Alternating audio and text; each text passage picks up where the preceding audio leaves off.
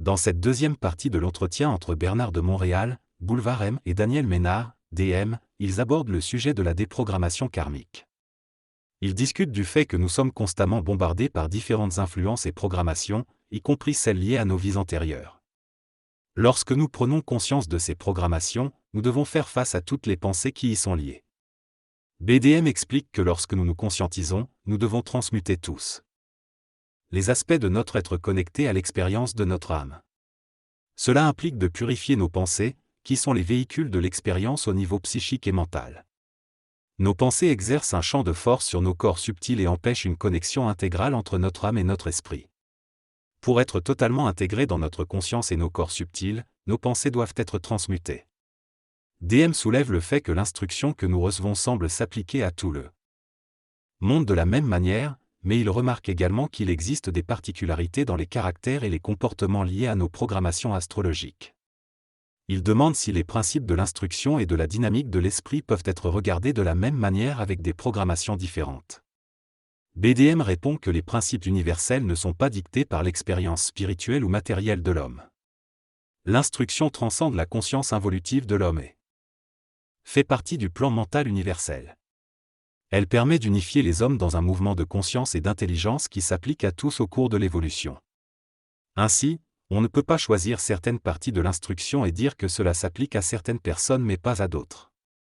L'instruction est une science spirituelle qui s'applique à tous les êtres humains. La conscience vibratoire est une qualité qui s'applique à toutes les races et fait partie de l'évolution de la conscience humaine.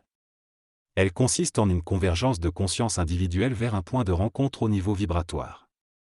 Cette conscience vibratoire dépasse les caractéristiques psychologiques et astrologiques des individus pour les unifier dans une conscience universelle. Dans le futur, l'homme ne cherchera plus la vérité conditionnée à son tempérament astrologique mais développera une conscience vibratoire, qui lui permettra une maîtrise de ses émotions et de son mental, et donc de sa vie matérielle. Cette conscience vibratoire est le secret occulte de l'homme et permettra une fusion avec l'invisible du mental. La conscience vibratoire permet à un individu de prendre conscience de l'intelligence et des expériences qu'il avait sur d'autres planètes avant son incarnation sur Terre. Cette conscience vibratoire transcende les divisions matérielles et spirituelles, ainsi que les conditionnements sociaux et les mémoires de sa race. Les êtres humains ne viennent pas tous de la Terre, certains viennent d'autres planètes du cosmos local ou de l'extérieur.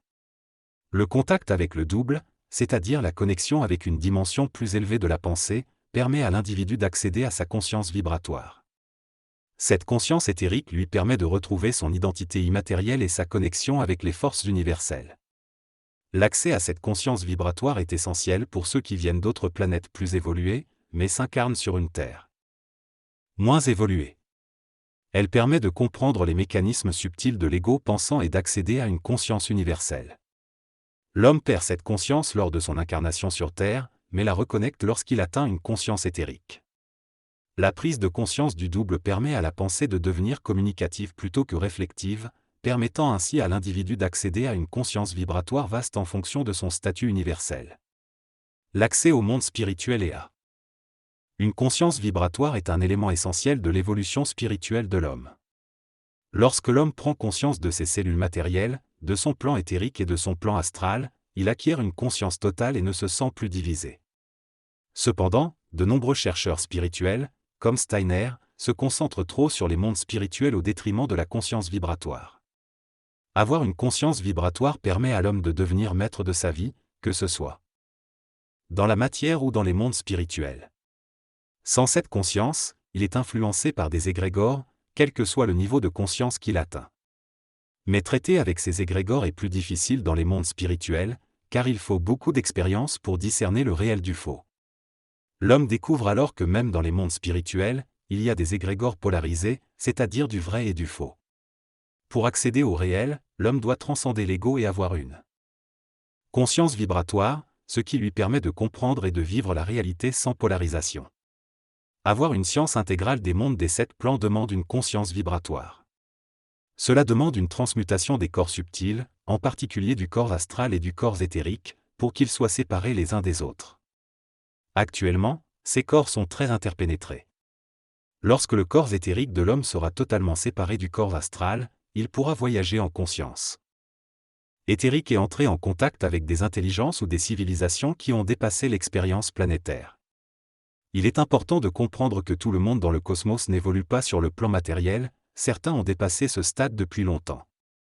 Ainsi, pour que l'homme puisse accéder aux plans éthériques et avoir une science intégrale des mondes, il doit développer une conscience vibratoire, ce qui demande une transmutation des corps subtils.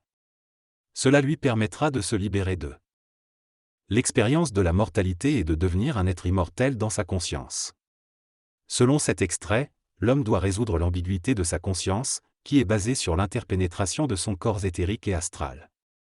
Dans son évolution, il devra utiliser sa conscience vibratoire pour observer scientifiquement le monde matériel et invisible, et créer un corps éthérique indépendant du corps astral.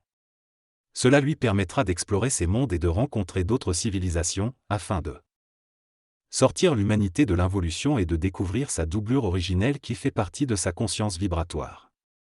Certains individus pour qui cela n'est plus possible vivront des niveaux de conscience et d'expérience en dehors de la conscience involutive de la 5e race racine. Ce processus ressemblera à ce que les Lémuriens ont vécu, mais avec une puissance mentale différente.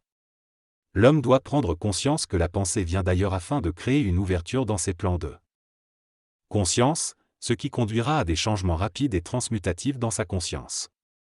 Cela augmente la relation de communication avec le double et la conscience vibratoire jusqu'à ce que l'homme devienne maître de sa parole et des plans.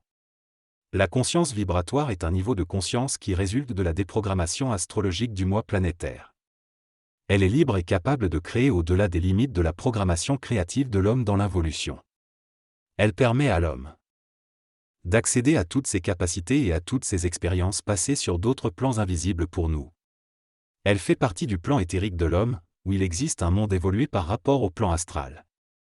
Cette conscience intégrale ne permet plus à l'homme de questionner la réalité, car il y est connecté et en possède les réponses universelles. Les questions philosophiques de l'involution n'ont plus lieu d'être car l'homme est en relation avec son esprit et peut obtenir les réponses simplement en les demandant. L'homme conscient n'a plus de destinée car il n'a plus de karma. Il a le pouvoir de former et de formuler sa propre vie en fonction de sa conscience vibratoire. Il ne remplit pas de rôle et n'est pas intéressé par cela, il veut simplement éviter d'être manipulé par les forces de vie sur les plans matériels, éthériques et astral. Il est libre de faire ce qu'il veut en fonction de ce qu'il peut et de son taux vibratoire. La destinée est une imposition et l'homme conscient ne subit plus. Il vit dans une conscience vibratoire et voit au-delà des jeux de l'ego spirituel. Dans le passé, l'intervenant a peut-être été guidé par des forces, mais il a maintenant brisé leur influence. Il a été stylé par ces forces pour devenir ce qu'il est d'aujourd'hui, mais il ne se soumet plus à elles. Le texte discute de l'initiation et de la fusion avec des forces supérieures. Il explique que pour atteindre ce niveau, il faut passer par un processus d'apprentissage et d'expérience. Au début, on les aime et on les associe au sacré, mais avec le temps, on peut les trouver frustrantes et difficiles à traiter. On apprend à ne pas les aimer, mais en réalité, on les aime encore plus. L'initiation consiste à passer par une étape où on est testé et mis à l'épreuve, jusqu'à atteindre un niveau où on peut enfin dialoguer avec ses forces à un niveau d'égal à égal. Cela permet à notre taux vibratoire d'augmenter et d'avoir des facultés morontielles, tout en évitant les dangers du pouvoir. Si la fusion se faisait sans passer par cette initiation, l'homme spiritualiserait sa relation d'une manière fanatique. Enfin, il est mentionné que le contact avec des êtres supérieurs peut entraîner la perte de magnétisme et des effets néfastes sur la santé. Dans ce dialogue, Bernard de Montréal explique que lors de l'évolution de la conscience supramentale sur Terre, il est essentiel de pouvoir entrer en contact avec les forces spirituelles et de pouvoir les utiliser grâce à un taux vibratoire élevé. Cela permettra de créer les fondations d'une nouvelle civilisation. Il affirme également que la haine envers les forces est inévitable et que tous les êtres conscients passeront par cette étape. Il ajoute que ceux qui aiment les forces seront finalement déçus et se désintéresseront d'elles, tandis que ceux qui atteignent un certain niveau d'évolution les haïront. Selon lui, haïr les forces est la condition nécessaire pour évoluer vers une nature consciente universelle. Il fait remarquer que ceux qui aiment les forces sont souvent imprégnés de croyances religieuses, tandis que haïr les forces est en opposition avec ces croyances et conduira à une nouvelle ère basée sur la science. Bernard de Montréal souligne également que haïr les forces ne signifie pas haïr les individus, mais plutôt comprendre la manipulation exercée par ces forces. En haïssant les forces, il sera possible d'aimer profondément les individus en se dégageant de leur influence. En Conclusion, aimer les forces est considéré comme anti-homme et anti-lumière, tandis que haïr les forces est nécessaire pour accéder à une évolution spirituelle supérieure. Dans cette partie de l'interview, l'auteur parle des forces de la lumière et de leur attitude envers le sacré. Il affirme que les archanges, qui font partie de la hiérarchie de ces forces, ne sont pas intéressés par le sacré, car il est considéré comme une partie de l'involution de l'homme, de sa naïveté et de son inconscience. Selon l'auteur, le sacré est une abomination nécessaire qui est associée à la perte de conscience de l'homme. Les êtres qui maintiennent le sacré dans la conscience humaine sont des forces astrales et arimaniennes. L'auteur explique également que l'homme ne peut pas comprendre ces choses tant qu'il n'entrera pas en contact avec le plan mental et les forces de la lumière, et qu'il ne comprendra pas les mécanismes subtils de la pensée. Il affirme que la lumière n'a pas de rituel.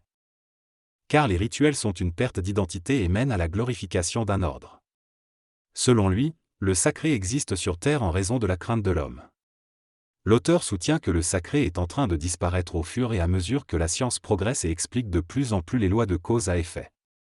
Il explique ensuite que les êtres supérieurs qui viennent de mondes morontiels se présenteront à l'homme en fonction de ce qu'il est capable de reconnaître, et que la forme symbolique dans laquelle ils se présenteront dépendra de l'état de l'homme.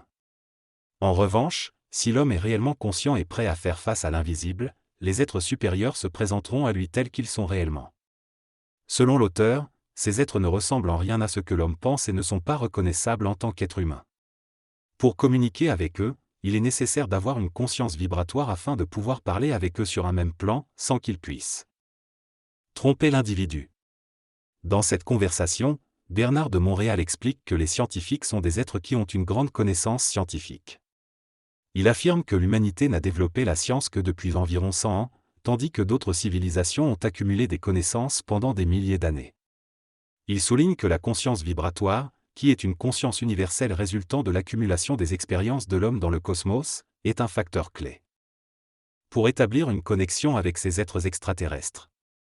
Il affirme également que ces êtres ouvrent le canal de communication avec l'humanité lorsqu'ils le jugent nécessaire et lorsque nous sommes prêts à les recevoir. Il explique que la pensée provient d'une source extérieure et que ces êtres fournissent des preuves tangibles pour soutenir cette affirmation. En fin de compte, il soutient que lorsque nous avons une conscience vibratoire, nous sommes capables d'entrer en contact avec ces êtres. Et que leur présence ne nous dérange pas car nous ne sommes plus limités par nos émotions ou notre pensée comparée. Dans cette discussion, BDM explique que les êtres évolués ont besoin de venir en contact avec les humains afin de continuer leur évolution. Ils se connectent à différents plans de conscience de l'homme pour approfondir leurs études. Ces êtres font partie de la nature humaine et sont responsables de la création de pensées. Lorsque l'homme atteindra un certain niveau de conscience, elle entrera dans une conscience moroncielle et deviendra immortelle. Il pourra alors explorer d'autres mondes et civilisations, tant sur Terre que dans le cosmos. Cependant, l'homme doit dépasser la petitesse de son esprit et développer un plus grand niveau de conscience pour réaliser cela.